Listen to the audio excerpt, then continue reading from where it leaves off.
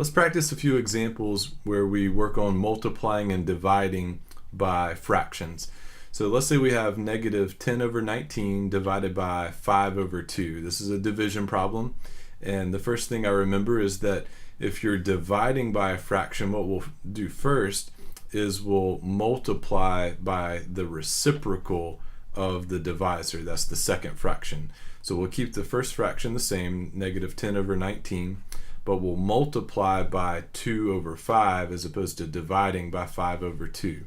I'm going to wait before I cross cancel or simplify any of these fractions until after I'm multiplying by the reciprocal.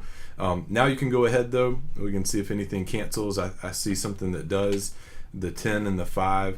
The 10 is 2 times 5, and so I can cancel a 5, and so our final answer will be negative 2 times 2 is 4 divided by 19, and really nothing else simplifies beyond that. All right, the next example, I recognize this as a multiplication problem, not a division problem, so there's no reciprocals that I have to take or anything like that. So I can go right to simplifying and cross-canceling. Now these are slightly bigger numbers, so let me see if I can just factor all of these.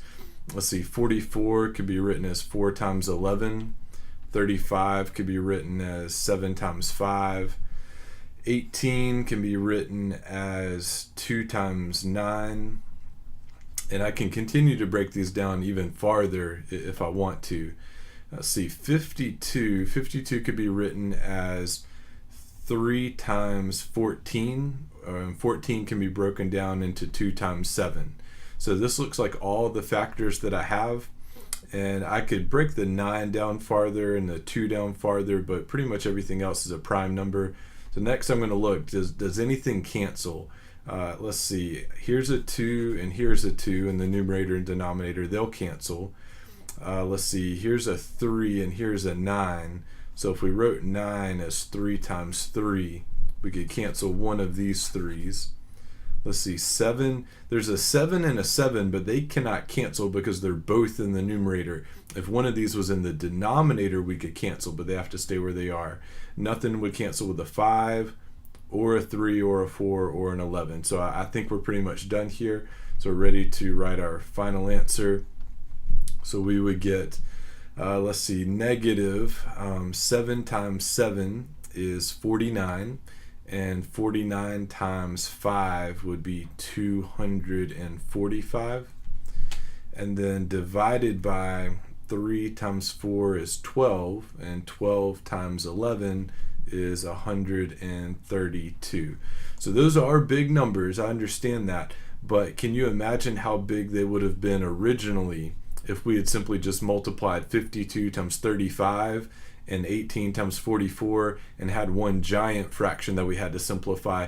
That would have been a lot harder to simplify. It's a lot easier and a lot better to simplify on the front end to save you some work towards the end.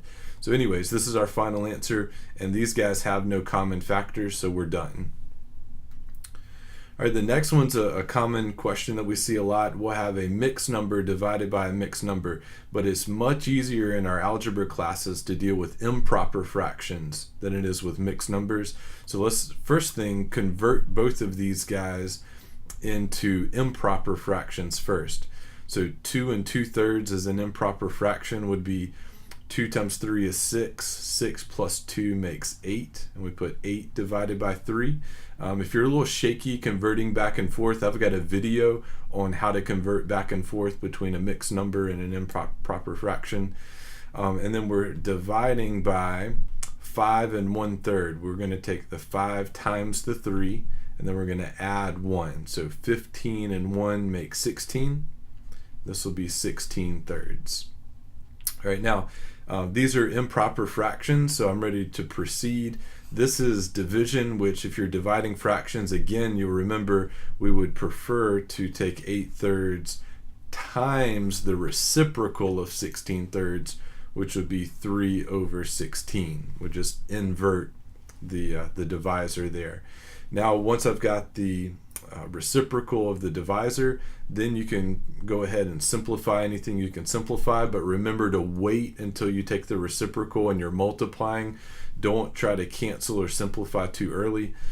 Here I see a 3 and a 3 cancel, and 16 can be written as 2 times 8, and the 8s can cancel. So at the end of the day, this would just leave us with 1/2. There's a 2 in the denominator. I don't see anything in the numerator, but that doesn't mean you put a 0. That means you put a 1. There has to at least be a placeholder for the numerator. So 2 2/3 divided by 5 1/3 would be equal to 1/2 at the end of the day.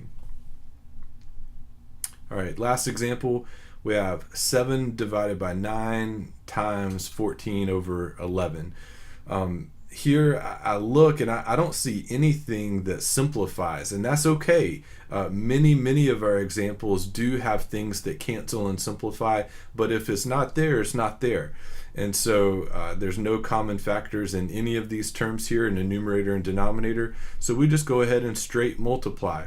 7 times 14 would make 98. And 9 times 11 is 99. And that's our final answer, and that's okay. So anyways, hopefully these set of examples helps you understand a little bit better how we multiply and divide by fractions.